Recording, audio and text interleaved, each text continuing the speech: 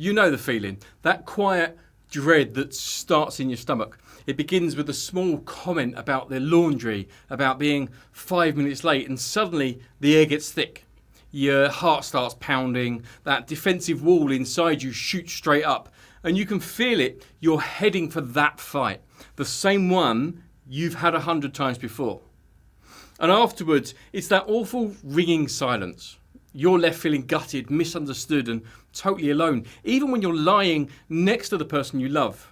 It's a special kind of hell, going to bed next to a stranger, wondering, how did we end up here again? Is this ever going to change? But what if you could hit an emergency brake on that entire downward spiral? What if you had one simple tool that could stop the fight before it even begins and actually make your partner hear you? This isn't about fluffy therapy speak or pretending the problem isn't there. It's a surprisingly simple technique, a tool that I call the instant fix. And today we're going to do a deep dive. I'm going to give you the exact blueprint to turn your next argument into a real moment of connection. If you're watching this, I'm guessing you're here because you feel stuck.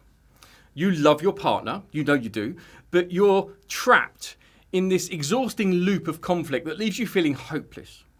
It's that painful paradox of wanting to be closer than anything, but the fighting just keeps creating a bigger and bigger canyon between you. And I'm going to tell you what I tell every couple that I work with. Your relationship isn't broken, your tools are. You're trying to build a beautiful life together, but you're using communication habits that are designed to tear you apart. So in this video, I'm not just going to give you another tip, I'm giving you a new tool. This is a fundamental shift. It's a technique so simple but so powerful, it feels like a relationship superpower once you get it. It's the closest thing to an instant fix I've ever seen because it targets the one thing every single fight is really about. So by the end of this video, you will have a clear step-by-step method that stops arguments in their tracks and finally feel seen and understood by the person you love the most. Part 1, the problem, why we're all fighting wrong. Okay, so before we can fix this, we have to deconstruct what's actually happening in our brains and bodies when we fight. Most of us think our fights are about money or the chores or who said what last Tuesday, but they're not. They're just the battlefields. The real war, the one happening inside you, is almost always about one primal biological need: to feel seen, heard, understood and valued by our person. When that need isn't met, our primitive brain interprets it as a survival threat. And that kicks off what I call the dance of conflict. It's a tragic, predictable set of moves most of us do on autopilot. Let's see if this sounds familiar. It often starts with what relationship researcher Dr. John Gottman calls a harsh startup. So instead of gently saying, hey, I'm feeling really stressed about the mess in the kitchen, we launch an attack. You never helped me to clean. Do I have to do everything myself? That always or never, it's a classic mistake. It's a cognitive distortion that immediately forces your partner into a defensive crouch. And now the dance begins. One person attacks, and the other person's brain, sensing danger, has two main options: fight back or run for your life. The first move is escalation. This is the fight response. You attack. You never clean is met with a counterattack. Oh, really? I cleaned the entire bathroom last week. What about all the money you just spent? You don't care about our budget. And just like that, we're not talking about the dishes anymore. We're in a war of character assassination. Each person feels more wounded, so they reload with more painful ammo. The goal is no longer to solve the problem. The goal is to win by making the other person hurt more. So the second move is withdrawal. You might know this as perhaps stonewalling. This is the flight response. One partner launches an attack and the other one just vanishes. They might physically leave, or they might just retreat into their phone, their eyes glazing over. To the person withdrawing, it feels like self-preservation. They're overwhelmed and trying to stop the bleeding. But to the other person, it feels like the ultimate betrayal. It sends a brutal message. Your feelings are not even important enough for me to engage with. This emotional abandonment can be one of the most toxic things in a relationship. And the engine driving both of these moves? The blame game. It's a constant dance of the problem is you met with it's not my fault, it's yours. We turn into courtroom lawyers trying to prove our partner's guilt. But in a relationship, there's no such thing as a winner. If one person loses, you both lose. You win the argument, but you lose the connection. And here's the most important part. While this is all happening, there is a civil war going on inside your body.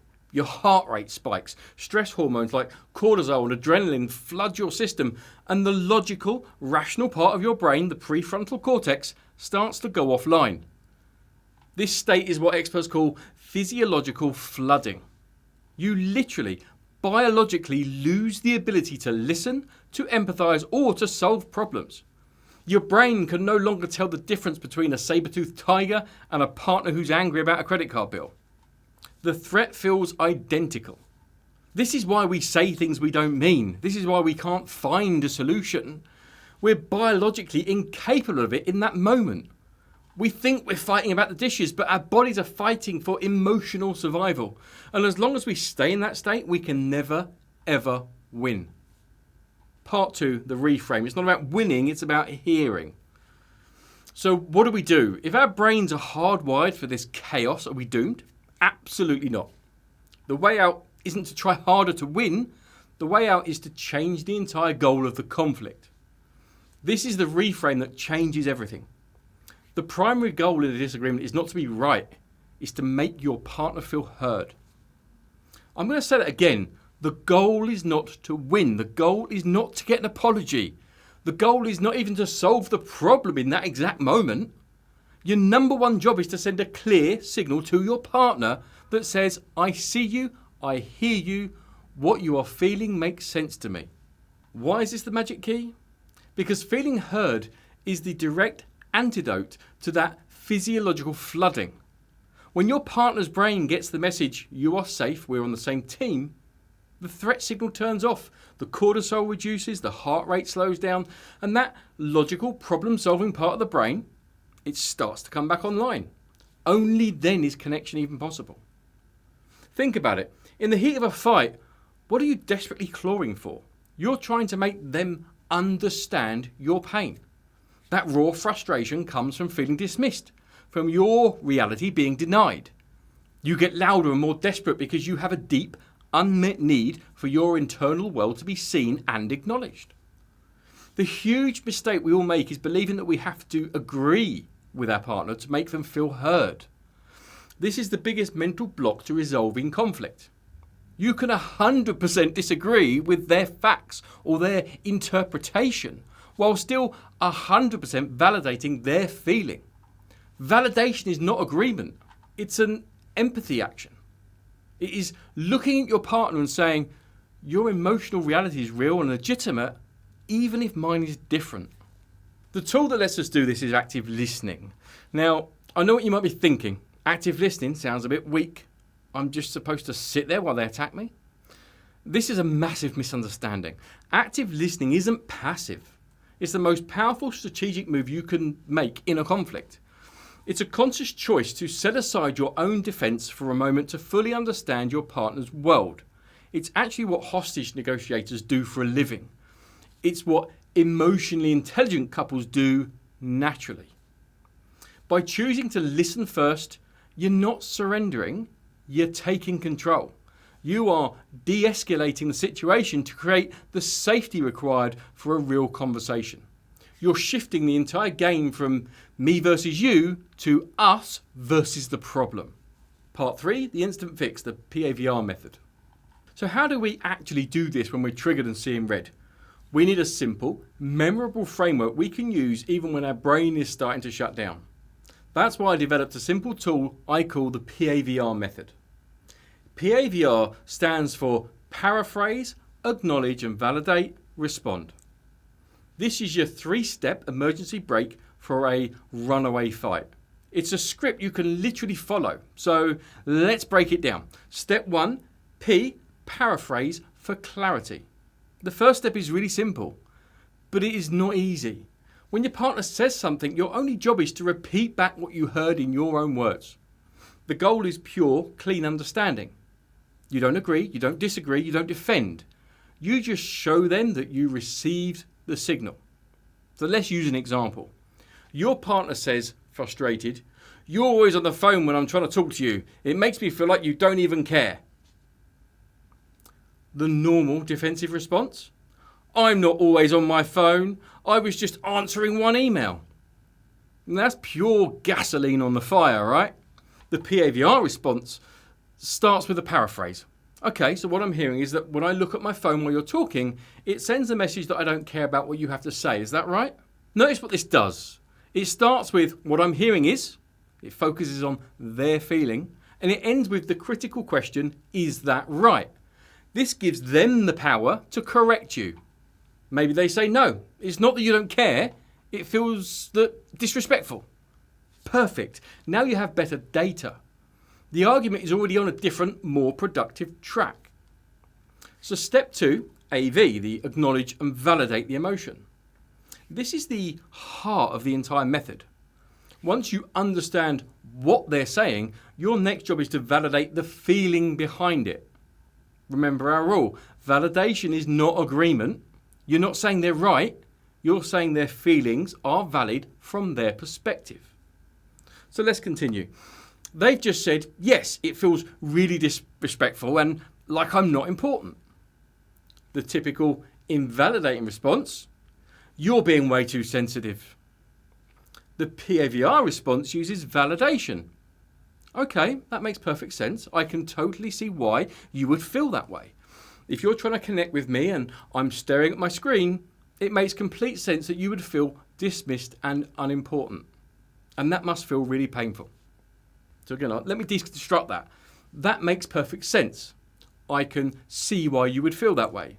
These are magic phrases. You're not saying you're right, I'm a terrible person. You're saying, given the situation, your emotional response is logical. You are naming the emotions, dismissed, unimportant, painful. And when you name an emotion, you help to tame it. This is the moment the threat signal turns off in their brain. When your partner is braced for a fight and instead hears your feelings make sense, their whole body might change. You might see their shoulders drop. Now, and only now, can they actually hear you. So we come to step 3, the R for respond. Respond thoughtfully or request a pause. Notice we're only just now getting to our response. In a normal fight, this is step 1. Here, it is the final step. Only after you've made your partner feel heard and validated can you then share your perspective. Now, you can say, look, my intention was never to make you feel that way. I was stressing about a work thing, but that's not an excuse. I can see that when I do that, I break our connection, and I'm really sorry. I want to be more present with you. Now, because you did the first 2 steps, this is now heard as an explanation, not an excuse. Your apology actually lands because they already feel understood. You've gone from a battlefield to a collaboration. Sometimes the R can also stand for requesting a pause. If you're still too flooded to respond well, you can say, you're right to be upset and I can see I've really hurt you. I want to give this the attention it deserves, but I'm feeling too overwhelmed to think clearly right now. Can we please take 20 minutes to cool down? And I promise we will come back to this. I want to solve this with you. This isn't stonewalling. It's responsible self-regulation. Part 4, the payoff, living beyond the fight. Mastering this one technique is like getting a cheat code for your relationship. Conflict is normal. The goal isn't a conflict-free life. It's a life where you have the tools to repair the rebutches quickly and effectively. Think of your relationship as having an emotional bank account. Every time you have one of those awful unresolved fights, you're making a massive withdrawal. You're draining the account of trust, safety, and connection. The PAVR method is how you make huge deposits back in.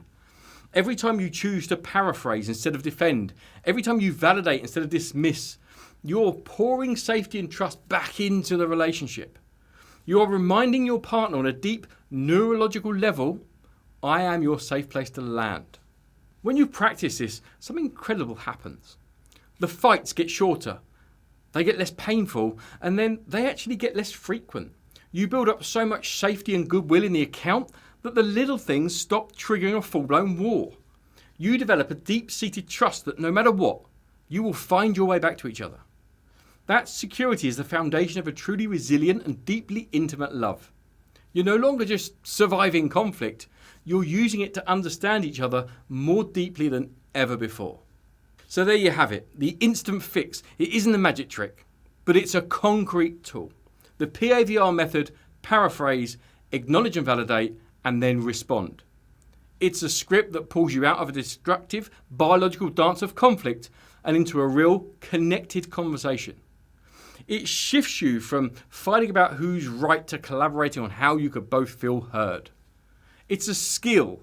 You'll be clumsy at first, it will feel weird, but I promise you if you practice it, it will change everything.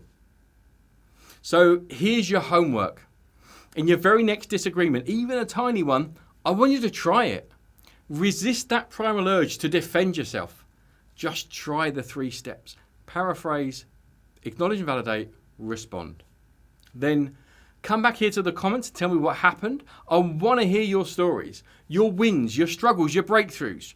Your story might be the one that gives someone else the courage to try this to save their own relationship. And if you want to keep going deeper on this journey, make sure you subscribe and hit that notification bell. And for more, check out this video. YouTube's going to pick you one out, which it thinks is going to be appropriate for you, so it could be a different one for everybody. But thank you for watching, and here's to fighting better.